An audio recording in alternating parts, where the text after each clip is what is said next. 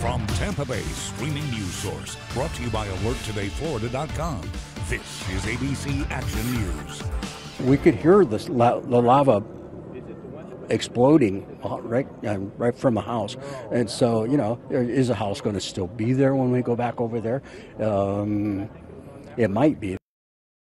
Hawaii's Kilauea volcano is erupting. We'll have more on the mandatory evacuations coming up in just a minute. I'm Dia Riley, but first though, the heat is on across Tampa Bay, but a change is on the way for the weekend. Your full weather forecast is coming up. Right now though, here are your ABC Action News headlines. Puerto Rican families who evacuated to the Bay Area after Hurricane Maria are breathing a sigh of relief. FEMA extended the housing program until June 30th.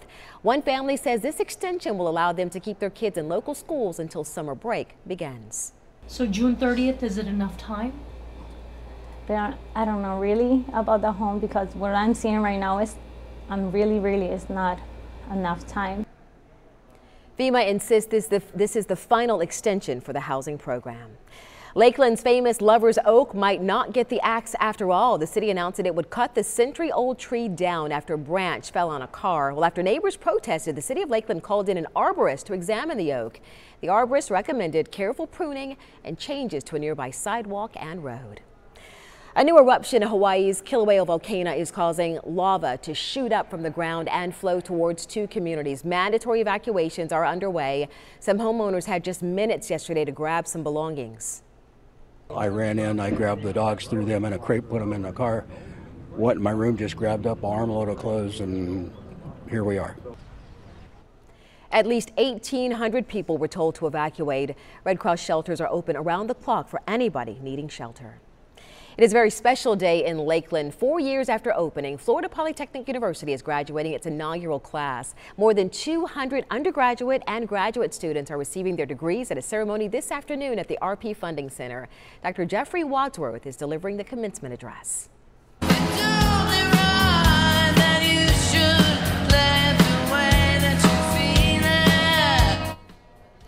The legendary group Fleetwood Mac is coming to Tampa. They're playing at Amalie Arena next year. Tickets for their February 19th concert went on sale this morning at all Ticketmaster locations.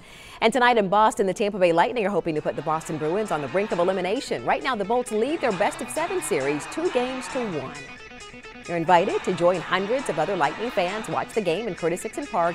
There will be live music, food, appearances by Thunderbug and the Lightning Girls, and also giveaways. The puck drops at 7. So Shay, what's the weather going to be like? Well, it's going to be hot, Dia. Tonight, things are definitely going to be on the much warmer than average side.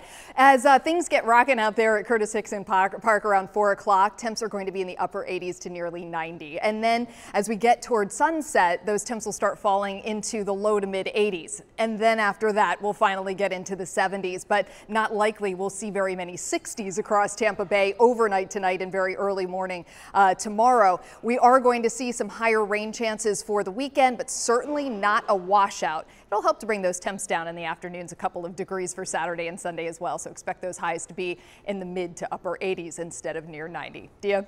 All right, thanks, Shay. You can now get news updates all day long on your favorite streaming device. And don't forget to download the free ABC Action News app.